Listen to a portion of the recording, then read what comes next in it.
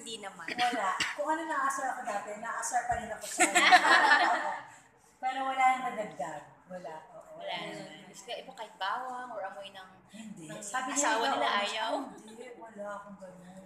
Kung ano yung ayaw ko na dati ko na ayaw ko na rin yung talaga. Walang nagbago. Mas malakas yan. Ngayon mas, ba't may ganun? Kaya pala sa suka. Pero okay kasi, sabi ko parang ang bango-bango mo. Suka. Kayo hindi nakakamoy. Naamoy din po, pero hindi naman. Ano pa out ko ba? Kasi nasira yung mood natin. Nagdagal yung mood natin. Okay lang po. Sinet ko na yung mood na yun. Anyway. And so, yung pregnancy Yes, mo, back to the pregnancy. Yes. So, yeah. So, much better na ngayon.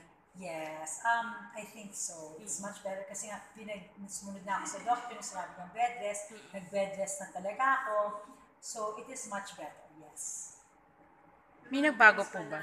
Masakit or yung mga times bang gano'n, nararamdaman ko masakit or nahirapan ka? Nahirapan, yes. Like, kasi ang heavy na niya talaga. Ang heavy niya na talaga. Tapos, ayan, katulad niya, nag-uusap tayo, tapos gagalaw siya. So, syempre, di ba, bisa madidistract ka din. Kasi harap hindi mo maramdaman. Tapos, but, yes, baby, we're talking to friends. Yan. Pero behave naman siya. Tapos, nagre-respond siya. Pag gusto niya magpapansin, yesterday, nasa wedding ako. Tapos, bridesmaid ako. So, 7 a.m. pala, nandun na kami. Alam mo, galaw na siya talaga ng galaw. Nung bandit din natin.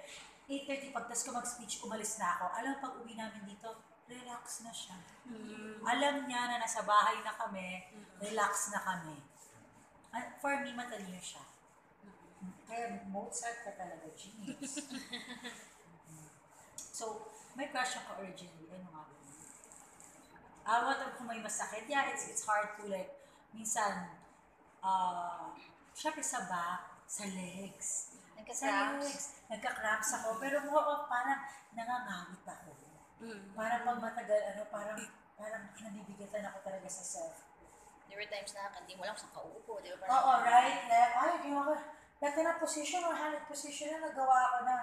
So sometimes when you have the perfect position na talaga, okay. Yes, there again. Lagi ko siya kinakausap. So, minsan iniisip ko na weirdo yung mga tao sa akin, pero wala akong pakialam. No, it's okay. It's normal. Nakakausap ko siya talaga, kahit nalakad ko, yeah, we're going to the doctor. Nagano'n ko siya, we're hitting the elevator. Nagano'n ko siya sa mga tao na nakatingin sa kanya siya gano'n. Oo, kinakausap ko siya lagi. We're listening to, we have a meeting. Today, we're gonna have a tutorial. Nagano'n ko siya, oo, para alam na yung agenda namin for the day. Did you already have the, yung parang ultrasound na 4D? Yes, we did. So, sa looks, meron na kayo nakita na parang hawig kanino? Hindi ko alam, pero sabi nila kamukha ko. Wow, free. Sabi nila, tapos sabi ko kay Robin, no, kamukha mo. Sabi ko sa kanya, kamukha mo yung baby. O, tinan mo, parang ikaw. Ka-jawline, parang ikaw. Sabi ko gano'n sa kanya.